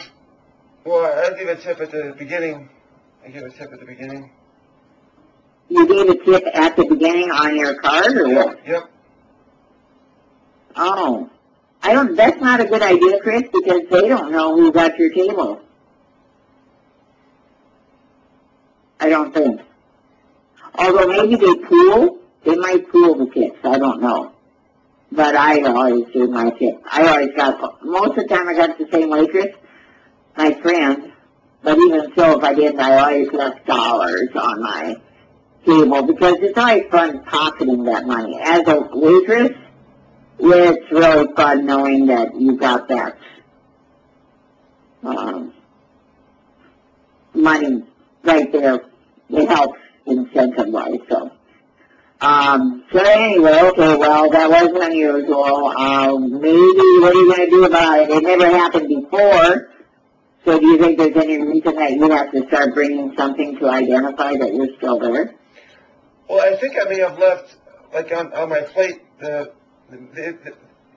may have indication that I was done because I left too much food, but there was this one food that wasn't sitting right now. I've been there a while, so they probably thought, oh, I've been there. Well, yeah, but usually when you are, yeah, okay.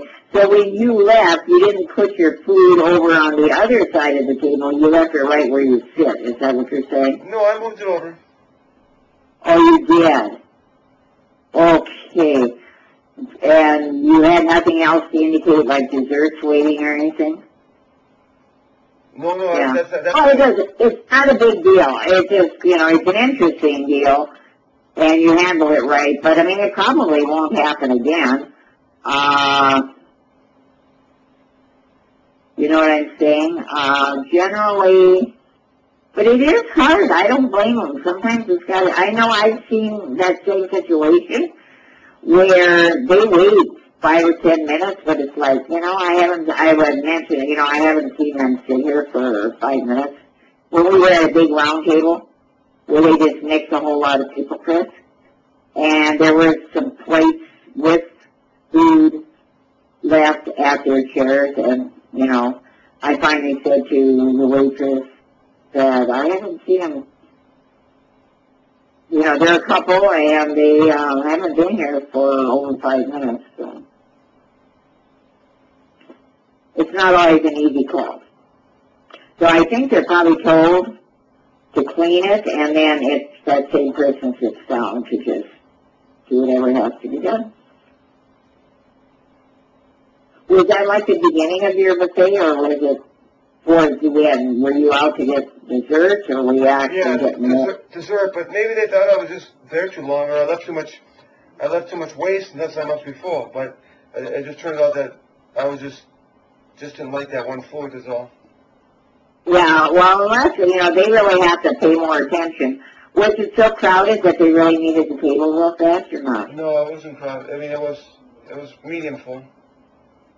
There was nobody waiting in line, in other words, so, Right. for a place. Okay, so my point is they have to. Yeah, that'd have been even funnier if I come back and had somebody sitting in my spot. Yeah. Well, then you would have sat at another empty chair and said, hey, I wasn't done. It's so simple. It wouldn't have bothered me a bit. I would have laughed it off and, made light of it, but I would have said, hey, I don't know, I wasn't done. And they really do need to at least wash and time an empty table if it isn't obvious. You could have gone to go to the bathroom, Chris, with a lot of food on your plate. You know what I'm saying? Yeah. Although it was put on the opposite side, so that, I guess if we were left it on your side till you got back with your dessert, then it might have been more of a signal. Yeah. Okay, well, anyway. What did you do last night? Did you go out? It was Saturday. No. No karaoke around, huh? I saw your car at the workout community center. I don't know if it was yesterday or the day before. Were you playing tennis, or do you also go there to work out? There's basketball there on Monday, Wednesday, Friday.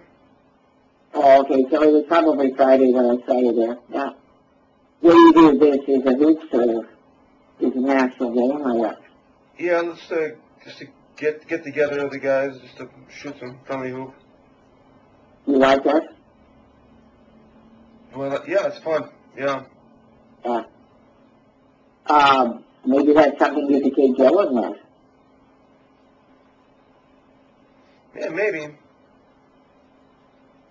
He's a good basketball player, Would he be too young? Is this like adult film? They might be too young. All right. Well, I'll talk to them. Maybe they want to get into tennis, or maybe, maybe there's something else that they can do so that they can get out and do things. But we'll wait and see what happens. And I can still get them into tennis, possibly a second, an upgrade from beginners if you go into intermediate tennis, Yeah. if they want that challenge. If you're willing to help, well, no, they can be in the town and ride their bikes, so they wouldn't even need us, so. That's an advantage there. So. Yeah. Okay, well... We'll see. Huh? Yeah, I was going to say, okay, well, I'll get busy and get a little work done here, and we'll talk another time, okay?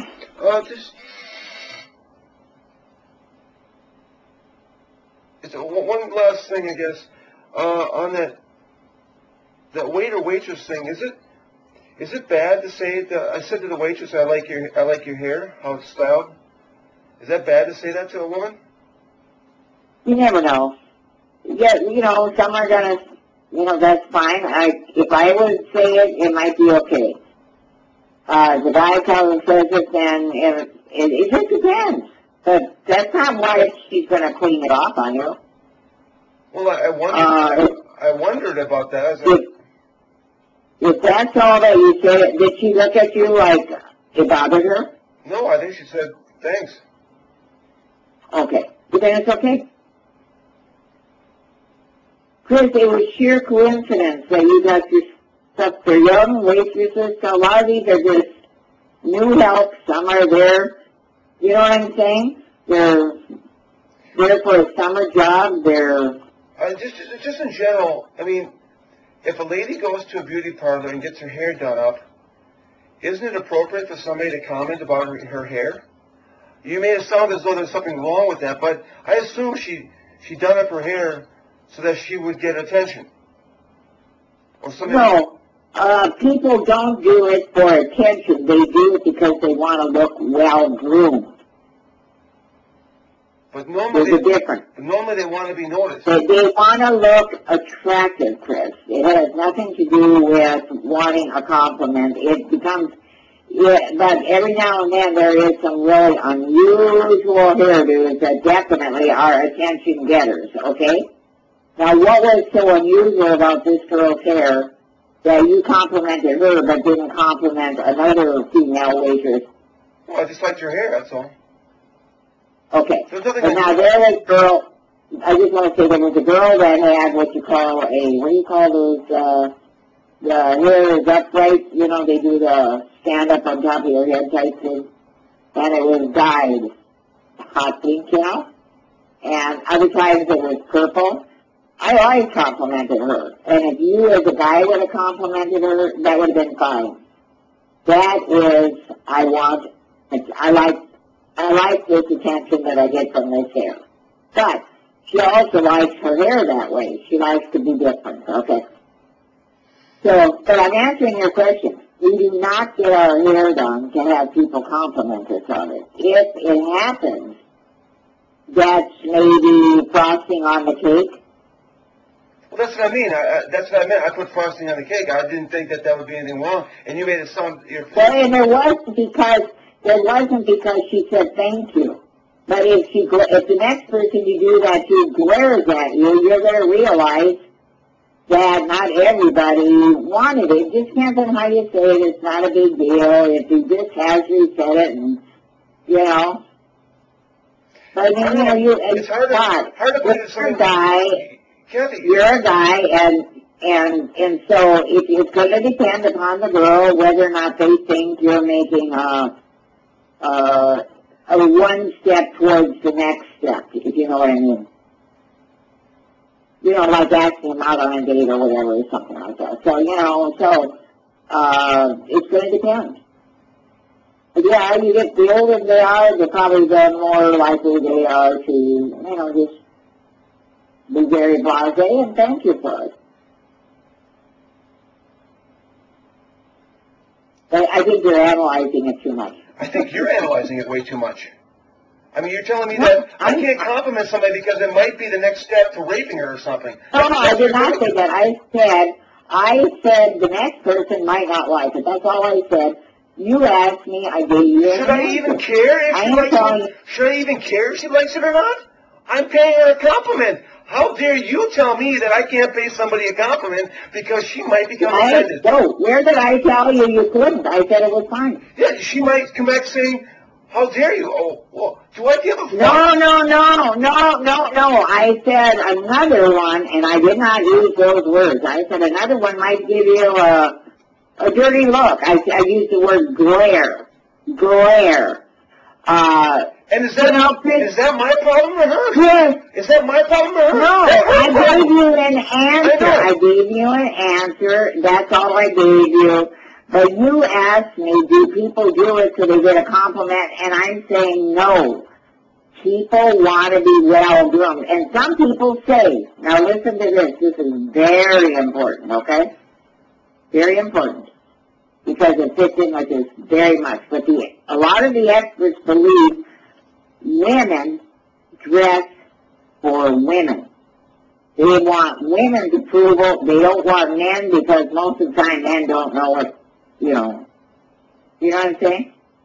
So women do their hair, they do their clothing because they want other women to compliment them.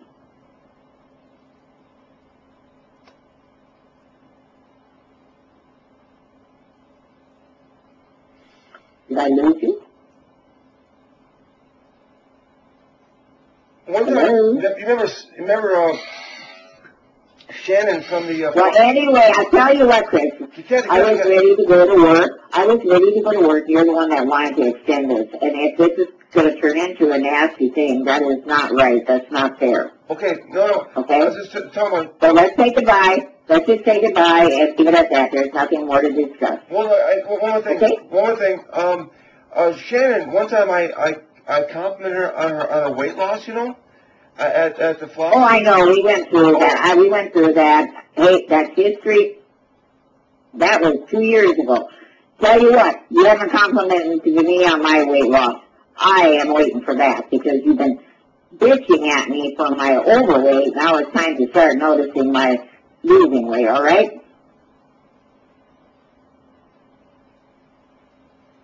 You'll get your compliment when I see it. Well, then that's your problem. If you didn't notice that I had lost the whole clothing size, it's because you're too, you don't notice things. And if you want to compliment somebody, you've got to give them support for every step. Everybody else just says, oh, that is so great for all my little steps. You will not give any compliment until I get to whatever, skin and bones. Which is fine, but I'm just saying, you don't have, Well, it's hard. So with Shannon. It's hard to see a difference, Kathy, if I see you every day, which is pretty much what's been happening, So it's I understand. Look, I'm teasing you, okay? I'm actually teasing you. I could care less if you compliment me. I cared less when you picked on me, really, other than I told you to quit nagging me and that I would find my own way, that type of thing. But beyond that, Chris, this is life. I'll tell you what, let's enjoy it for crying out loud. Who gives a crap? There's so many bad things happening right now. Our life is good. Can we just enjoy the fact that we're going to have a whole summer here with your kids, hopefully no problems, fun and games, and let's keep our mood up. Keep your mood up. Be focused on doing things with your kids for 2 months. And, we may or may not try to do something for the 4th with Carrie and Dwayne and family. That is, you do not object to that, do you? No. They don't know what they're doing yet. But I said that they could invite us. And then tell us what you're doing and invite us because we have no plans. What do they do? When are they going to California? I think it's the end of the month. I don't know. I don't know the date for sure. I could look it up, but it's not that important. And they won't be gone all that long, so that's not a problem.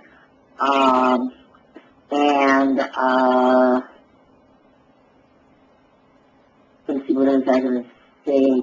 Oh, yeah, they may go to their lake, And I said, well, you wouldn't have. I said, let us know what you're going to do, but if you go to your lake, I know that there might not be room. And she said, well, there's actually, we can squeeze a lot of people in. So there might even be a possibility. Would you consider going up the 2-hour drive to their lake? I don't know. If that's what it is, and they invite us. I just got an email in. I'm trying to have a conversation with Aaron. Oh yeah? What? Why? what's going on. Well, but I'm trying to have I'm trying to get his perspective of things. And it says here, I am not interested in continuing this conversation. It appears it is going nowhere. This is a courtesy reply to let you know I won't be reading any more of your emails. Now, I am conducting... Well, okay, now, whoa, I don't know what went on before this. That hardly tells me anything.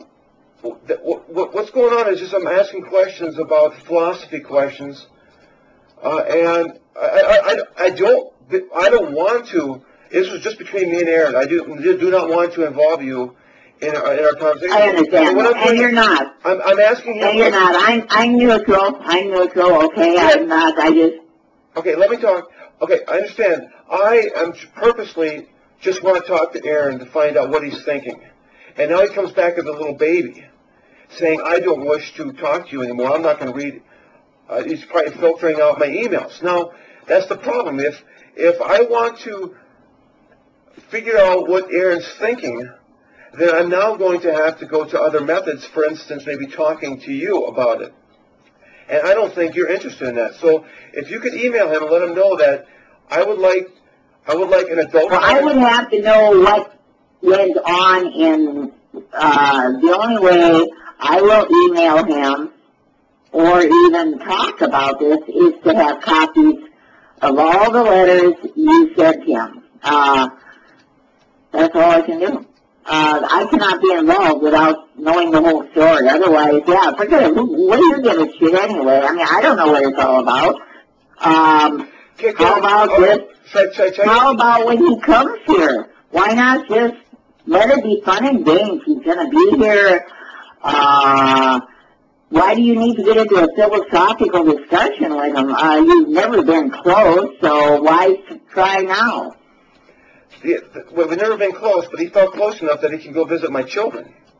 That's the problem. Well, he isn't close to you, but he is close or likes Maria, and he happened to be over there. He had the right to go see Maria, and he had the right there as a result to see the kids when they're there. You know, I mean, Maria is our friend, Chris. We will always include Maria in family things. I don't know if you know that. I actually invited her to the All-Ronish reunion. Kathy, I think you missed the point. Okay, the point is, if the situation was reversed and I went down there to Aaron's children and visited his kids without informing Aaron, I guarantee you Aaron would have a police report on me. No. His wife would be there, and there would be no need for a police. You would be getting permission. You would write and say, "Hi, Carol, I'm going to be in the neighborhood. I'd like to come visit you." You have a relationship with Carol, and say hi to the kids. I'll only be there, a short while. It would be totally acceptable. He asked Maria her permission. She gave permission. She is an independent and has equal rights that you do. You do not count when it comes to the Bahamas. You count when it comes to here. Okay? So you asked my opinion, and that's what it is. Here, you get to say what you want. But I don't know why you want to drag it out in an email. It's over with. It's history. It's not over with, Kathy. I want some understanding of, and now Aaron's being a baby. I just gave you some. It was as innocent as that. It was as innocent as that. Okay? You had a good time. The kids loved having him there. I don't know why you want to rain on their parade. I think Aaron's got a big problem with me. And I because of that... Actually, he doesn't. He does not have a problem with you. He was really happy that you guys were able to be friends last year. So was I. I'm disappointed. I am very disappointed that I think you're bored. That's what I think. I don't think you have something to keep your mind going, and I hope you do when your kids get here. And God, be happy. You're going to have your kids for 2 goddamn months, all right? And that's all you want. You want your kids, you want your kids. Then if you spend your whole time being pissed at your brother because he won't do communications with you, what are you going to do, you know? It's not about that. Chris, I want to have a good time. Shut the fuck up once! He went Yeah, down, I am, the way I'm going to do that he is to snuck take down, the shut up once! off when it's better. He snuck Okay, down there, bye-bye. he snuck down there and saw the kids.